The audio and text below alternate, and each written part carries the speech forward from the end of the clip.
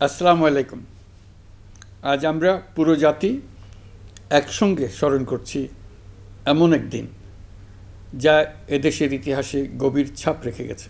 5ই August শুধু একটি বিশেষ দিবস নয়, এটি একটি প্রতিজ্ঞা, গণজাগরণের উপাখ্যান এবং ফ্যাসিবাদী শাসন থেকে জাতির পুনর্জন্মের দিন।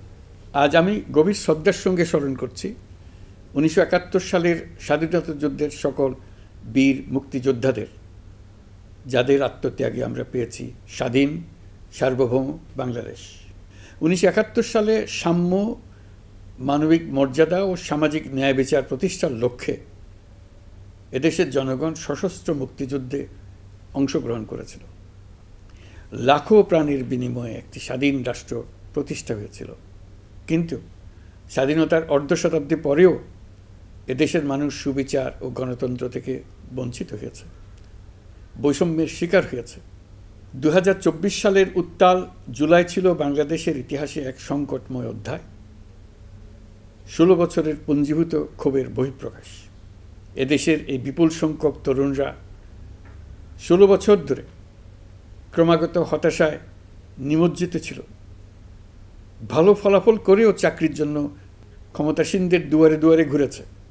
চাকুরিকে ঘিরে তৈরি হয়েছিল দুর্নীতি, স্বজনপ্রীতি আর তদবির বাণিজ্য। যে তরুণ ঘুষ দিতে পারেনি, এলাকার মাফিয়াদের সঙ্গে সখ্য গড়ে তুলতে পারেনি, তার চাকরি হয়নি। সরকারি চাকরিতে বৈষম্যমূলক কোটা পদ্ধতি, যেটা মূলত ছিল দুর্নীতি ও স্বজনপ্রীতির আরেকটা হাতিয়ার, এর বিরুদ্ধে তরুণ সমাজ দীর্ঘদিন ধরে প্রতিবাদ বিক্ষোভ করলেও ফ্যাসিবাদী শাসকের টনক নড়েনি। দীর্ঘ এই সময় প্রতিটি সেক্টরে মাফিয়াতন্ত্র কায়েম করে একটি সুবিধাভোগী শ্রেণী তৈরি করা হয়েছিল, যারা আর্থিক ও অন্যান্য সুবিধার বিনিময়ে স্বৈরাচারের পক্ষে কথা বলবে, কাজ করবে। স্বৈরাচারের পক্ষের সঙ্গী হলেই তার চাকরি হবে, কাজ মিলবে।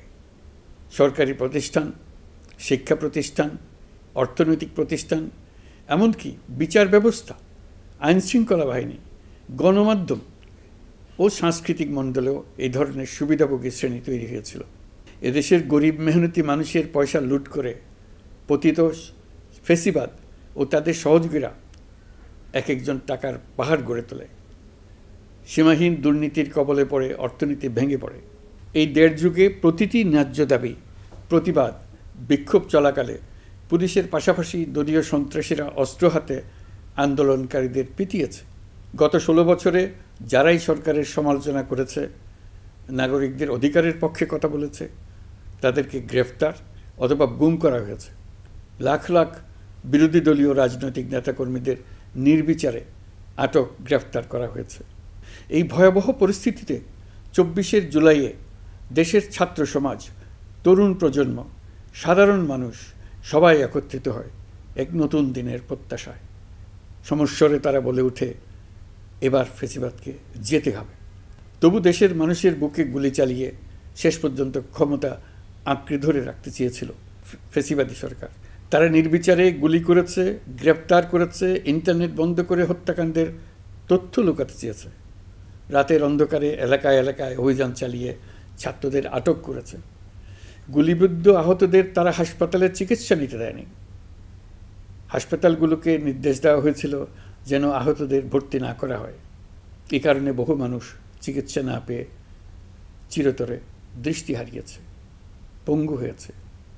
আজ জুলাই গণ অভ্যুত্থান দিবসে আমি জাতির সূর্য সন্তান জুলাই শহীদদের গভীর শ্রদ্ধার সঙ্গে স্মরণ করছি, তাঁদের আত্মার মাগফেরাত কামনা করছি।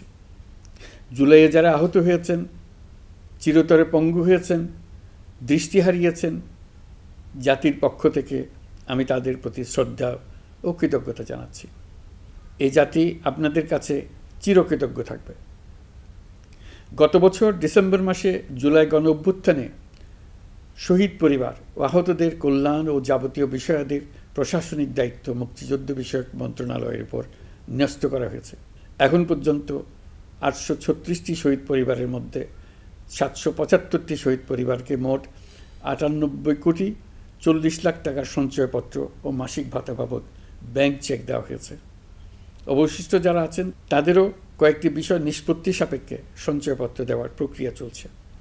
এর পাশাপাশি আহত 13,800 জন জুলাই যুদ্ধকে 3টি ক্যাটাগরিতে নগদ টাকা ও চেক বাবদ মোট 153 কোটি 4 লাখ টাকা প্রদান করা হয়েছে।